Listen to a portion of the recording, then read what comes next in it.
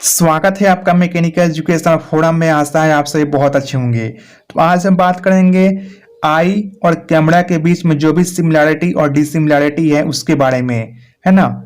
तो biology for engineers का ये सेकंड लेक्चर है। अगर आपने पहला लेक्चर नहीं देखा है तो प्लेलिस्ट बनी हुई है, वहां से आप उसको देख सकते हैं।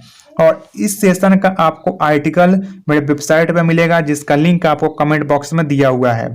तो इस वीडियो में आपको जैसे समझाऊंगा, जैसे मैंने पहले भी कहा था कि वीडियो से मैं आपको समझाऊंगा, आर्टिकल के माध्यम से आप नोट कर लीजिएगा अपने कॉपी में जो भी चीजें हैं, तो आप वेबसाइट को विजिट कर सकते हैं। तो सिमिलैरिटी और डिसिमिलैरिटी बात करने से पहले मैं आपको कैमरा और आई में जो भी फंक्शन होता है, जो भी पार्ट्स हैं उनके कैसे भी वर्क करते हैं, उसको बारे में थोड़ा सा बताना चाहता हूं। अगर वो चीजें आपको क्लियर हो गई तो आपको सिमिलैरिटी और डिसिमिलैरिटी समझने में कोई भी दिक्कत नहीं होगी। आसानी से आप चीजों को समझ लेंगे, रटने की जरूरत नहीं पड़ेगी। तो पहले मैं स्टार्ट करता हूं कैमरा से, क्योंकि कैमरा को समझना आसान है, क्योंकि कैमरा ना हम यूज करते हैं।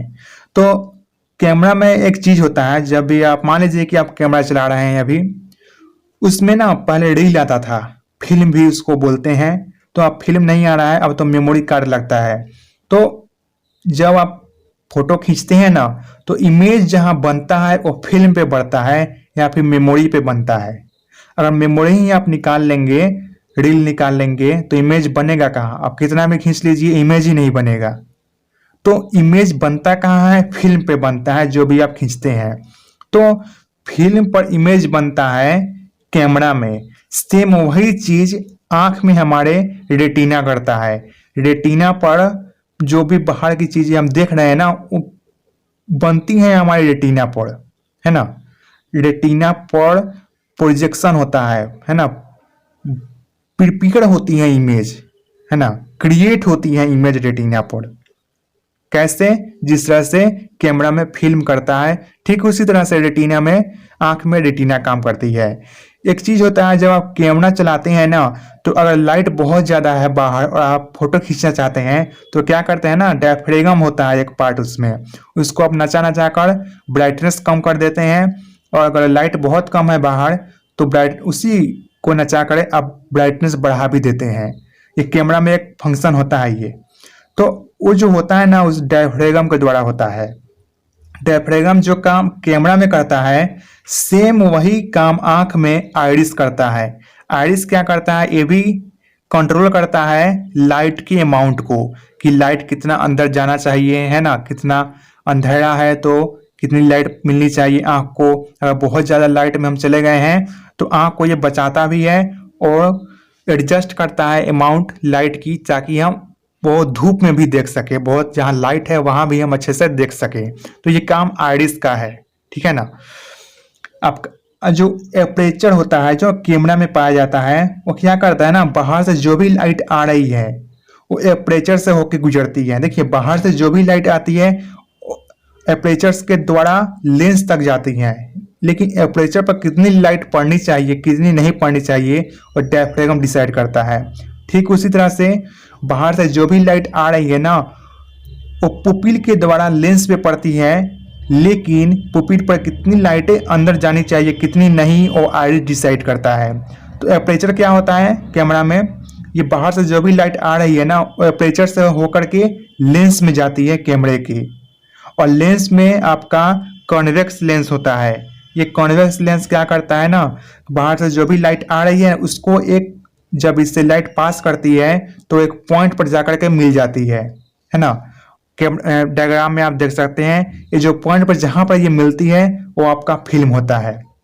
ठीक उसी तरह से आपके बाहर से जो भी लाइट आ रही है ना, वो पुपिल के द्वारा आपके आंख में जो लेंस है, वो भी लेंस आपका कॉन्वेक्स ही होता है।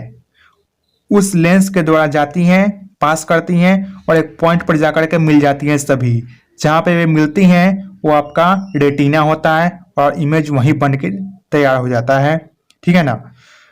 आंख में एक चीज होता है, जैसे आपका कैमरा में आपका ब्लैक पेंट होता है। ये क्या होता है ना, इसमें जो भी एनर्जी चाहिए उस कैमरे को, जैसे बैटरी लगा होता है या फिर और भी इलेक्ट्रॉनिक्स डिवाइसेज लगी होती हैं, ताकि ये कैमरा ऑपरेट हो सके।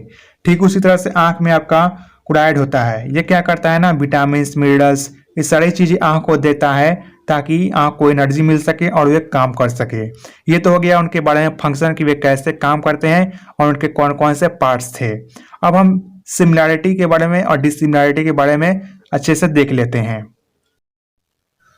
अब आपको सिमिलैरिटी और डिसिमिलैरिटी समझने में दिक्कत नहीं आएगी, वही चीजें हैं जो मैंने आपको बताई। अब इसको लाइन बाय लाइन करके अच्छे से लिख दीजिएगा, सिमिलैरिटी और डिसिमिलैरिटी अच्छे से हो जाएगी। आर्टिकल आपको वेबसाइट पर है, वहां पर आप इसको चेक कर लीजिएगा। तो सिमिलैरिटी में अगर पहली बात मैं करूं तो आई की बात करूं मैं, तो आई में जो इमेज बनता है ना वो कॉन्वेक्स लेंस की मदद से बनता है। कैमरे में भी सेम वही है। हमारे आंख में रियल और इन्वर्टेड इमेज बनता है, सेम कैमरे में भी है। हमारे आई में जो है ना, जैसे मैंने आपको बताया कि आइरिस क्या करता है ना, कंट्रोल करता है क्वांटिटी ऑफ लाइट, यानी क्वांटिटी ऑफ लाइट कितनी आनी चाहिए कैमरे में और कितनी नहीं, ये एडजस्ट करता है आपका डायफ्राम। सेम वही काम, कितनी लाइट आनी चाहिए और कितनी लाइट नहीं आनी चाहिए आंख में, ये काम करता है आपका आइरिस। ठीक है। हमारे आंख में एक क्लैनरी मसल्स होते हैं, है ना, वो क्या करते हैं ना, लेंस के शेप को एडजस्ट करते हैं। लेंस के शेप को एडजस्ट किया जाता है ना। ये आपका लेंस से जुड़ा होता है, एक ऑर्गन है, ये एक पार्ट है आंख का। ठीक उसी तरह से कैमरे में भी एक मैकेनिज्म होता है जो क्या करता है ना कि फोकस कहाँ पे पड़नी चाहिए। मान लीजिए कि 5 लोग खड़े हैं, इसमें आप चाहते हैं कि ये जो पहला वाला लोग आदमी है ना उस पर फोकस ज्यादा हो, तो आप एडजस्ट कर लेते हैं कि नहीं इस पर फोकस ज्यादा पड़ना चाहिए। तो ठीक इसी तरह से एक मैकेनिज्म होता है कैमरे में जो इससे पॉसिबल हो पाता है, और ये ऐसा मैकेनिज्म आपको आंख में भी देखने को मिलेगा। ठीक है ना, ये मसल्स के द्वारा होता है और ऑटोमेटिक, है ना। ठीक उसी तरह से आपका, जिस तरह से मैंने आपको बताया था कि आंख में क्या होता है ना, लेंस के द्वारा इमेज बनता है आपका रेटिना पर। ठीक उसी तरह से कैमरे में लेंस से जाता है लाइट और आपका फिल्म पर उसका इमेज बन जाता है। ठीक है ना, फोकस होता है उस पर और बन जाता है आपका इमेज। अगर मैं डिसिमिलैरिटी की बात करूं तो आंख जो है ना आपका, आंख का जो फोकल लेंथ होता है वो चेंज हो सकता है, लेकिन कैमरा में जो फोकल लेंथ है वो फिक्स होता है, वो चेंज नहीं हो सकता। अगर आपको चेंज करवाना है तो आपको लेंस को चेंज करना पड़ेगा। तो ये पहला जो डिफरेंस है उनके बीच में कि आंख का फोकल लेंथ चेंज हो सकता है लेकिन कैमरा का नहीं हो सकता। और आंख जो है ना आपका एक ऑर्गन है, जिंदा अंग है वो, लेकिन कैमरा आपका अंग नहीं है, वो एक डिवाइस है, वह एक इक्विपमेंट है। ठीक है ना। अगर हमारा जो आई है ना वो 180 डिग्री रीजन को कवर कर लेता है देखने के लिए, लेकिन आपका जो कैमरा है वो 60 डिग्री ही करता है, 60 डिग्री ही कर पाता है। हमारे आंख में ब्लाइंड स्पॉट्स होता है, लेकिन कैमरे में ऐसा कुछ नहीं होता है ना। हम जो चीजें देखते हैं ना वो 3D में देख सकते हैं, 3 डायमेंशन हम उसको कोई भी चीज देख सकते हैं। लेकिन आपका जो कैमरा होता है, कोई सा भी इमेज हो, कितना बड़ा बड़ा छोटा इमेज हो, कितना भी बढ़िया इमेज कैमरा हो, वो 2D में ही इमेज बनाता है। ठीक है ना, 2D में ही इमेज बन के तैयार होता है कैमरा से। लेकिन आंख से हम कितना भी 2D क्या, वो कितने भी डायमेंशन हो सभी को हम देख सकते हैं। ठीक है ना।